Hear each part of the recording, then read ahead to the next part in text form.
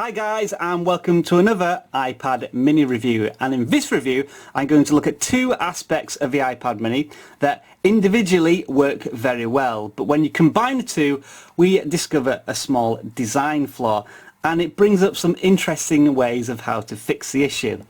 First of all, let's have a look at the two excellent components of the iPad that I want to talk about. First of all is the screen size.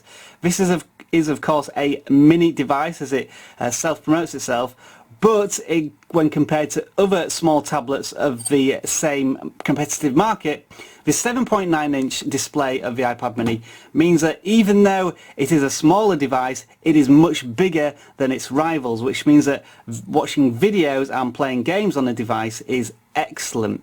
And it's something that's been a very positive aspect of using the tablet.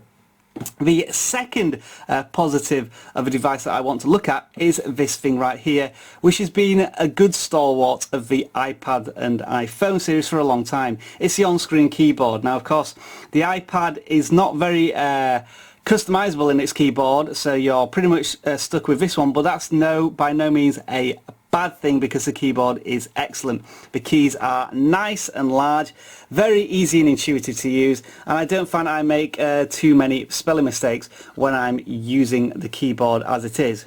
However, there is a problem when you use this keyboard with this screen, and it's because of these very thin edges along this side of the iPad in portrait mode. So if I hold the iPad, as you can see, the screen is just small enough for my thumbs to reach the entire keyboard area. So my coverage with my thumbs is excellent. I can get to everything, even the middle keys.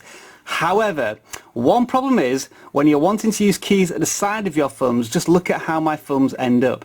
They're very crooked and bent, and this can lead to a lot of fatigue very quickly when you're typing. So letters such as A, the shift key, return, delete, you use these keys quite a lot, and it can become very tiresome typing. So typing on this keyboard is not very enjoyable if you intend to do any prolonged typing. So what are the options that you have available to you? Well, the first thing you can do is you can undock the keyboard, which essentially means that you're going to undock it from the bottom of the screen. So if I stop messing around and press there and go to undock, you see that the keyboard moves into the middle of the screen, much more central now.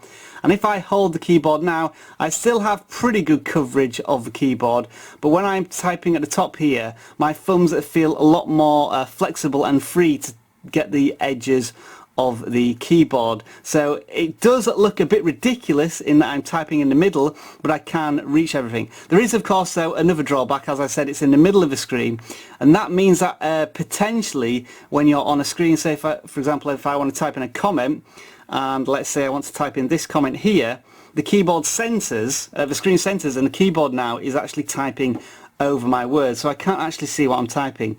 So the software isn't that intelligent enough to maybe automatically put the screen at the top so I can still see my cursor and type. So that's one potential drawback. Let's redock the keyboard. What I could do alternatively is I could quickly move the tablet into landscape mode. So again, my thumbs have this sort of free area here where there's a bezel, so I'm actually typing on the edges here, which is absolutely fine. However, I've lost my coverage of the middle part of the keyboard. I can't really reach the Y, H or the N. So what I can do at this point is I can split the keyboard, but then the keyboard goes into the middle and I can type, but obviously the keys are a little bit smaller and it's just not quite as simple. Again, I could turn it into portrait mode, and again we do have the option to type with the left and right thumbs with the split down the middle, but again we have a slight issue with the sense that the cursor on the typing screen is now blocked by the keyboard being in the middle. So that's just a small design issue I find with the iPad mini.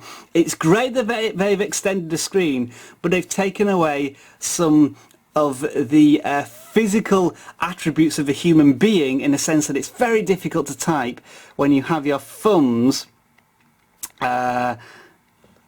oops, let me just go back, let's do that again. It's very difficult to type when your thumbs are having to do this quite a lot, because they do get very fatigued very quickly.